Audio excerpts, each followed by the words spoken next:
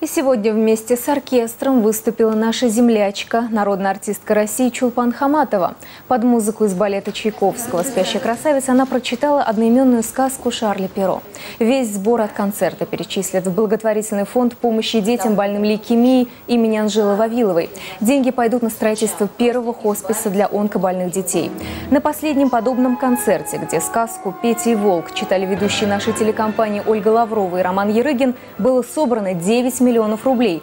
Стоит отметить, что чтение литературных произведений под музыку – весьма востребованный проект во всем мире.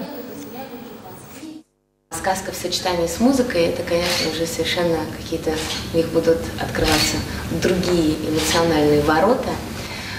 Но самое главное, ради чего я, конечно, приехала, это поддержать вот эту вот прекраснейшую инициативу.